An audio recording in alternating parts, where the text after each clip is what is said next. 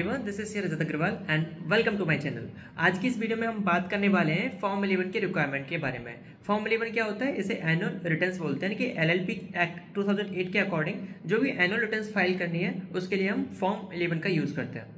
Form 11 file नहीं करते तो क्या हो जाएगा? आपको पेनल्टी इम्पोज हो जाएगा। कितना?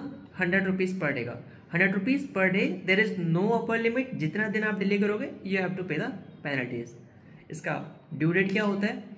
Due date is from the financial year end 60 days, यानी कि 30 मई तक ये फॉर्म आपको फाइल करना रहेगा। फाइल नहीं करते तो वो नॉन कंप्लायंस माना जाएगा एंड पेनल्टीज इम्पोज हो जाएंगी। डिटेल्स क्या क्या जाती है फॉर्म 11 के अंदर? डिटेल्स सारी बेसिक होती है। बेसिक डिटेल्स लाइक आपका एलएलपी का नंबर चला गया, बिजनेस एक्टिविटी चली गई, बिजनेस का एड्रेस चला गया जो प्रिंसिपल प्लेस ऑफ बिजनेस है। इसके अंदर किसी भी पार्टनर्स ने कोई भी कंपाउंड या ऑफेंस किया है वो डिटेल्स इसके अंदर जाएगा। पार्टनर्स ने कितना कंट्रीब्यूशन किया है, उनका ऑब्लिगेशन कितना है, यानी कंट्रीब्यूशन करने का कितना जो कंट्रीब्यूशन है वो रिसीव हो गया है, ये डिटेल्स जाएगा।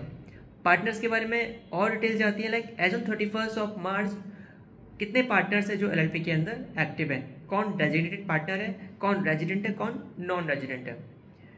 ये इंश्योर हमेशा करना कि जब भी आप ये फॉर्म 11 फाइल करो तो ये चेक जरूर कर लेना कि जो भी डायरेक्टर अपॉइंट हुए या रिजाइन किए उनके जो पर्टिकुलर फॉर्म्स हैं वो फाइल कर दिए गए हैं। बिकॉज अभी यहाँ पे आप डिटेल्स एंटर कर रहे हो एज ऑन 31 मार्च ये पार्टनर्स हैं। If you have not file the form एक नॉन कंप्लायंस हो जाएगा, एक डिस्क्रिपेंसी क्रिएट हो जाएगी। सो ensure this before filing this form 11। सो ये डिक्लेरेशन देने होती है क्योंकि उन्होंने ऑफेंस वगैरह नहीं किया है पार्टनर्स ने। सो ये बेसिक डिटेल्स है जो पार्टनर्स के बारे में फॉर्म 11 के अंदर जाती है। इसके अलावा इसको बाद में एमसीए पोर्टल पर जाके आप फाइल कर सकते हो। एमसीए पोर्टल पे कैसे फाइल करना है? एमसीए पोर्टल पे आप जाकर डाउनलोड्स के सेक्शन से आप फॉर्म 11 डाउनलोड कर सकते हो। वहाँ पे आप जाके जैसे एलएलपी नंबर मेंशन करोगे डिटेल सारी फैच कर लेगा। सेम आप डीपी यानी कि डायरेक्टर का आइडेंटिफिकेशन नंबर जो है जैसे ही फिल करोगे इमीडिएटली पार्टनर्स की भी सारी डिटेल्स फैच हो जाएंगी। और कुछ डिक्लेरेशंस हैं ये आपको ऑप्शनली क्लिक करना रहेगा और डिक्लेयर करना रहेगा। इसमें एक इंपॉर्टेंट चीज़ आती है सर्टिफिकेशन।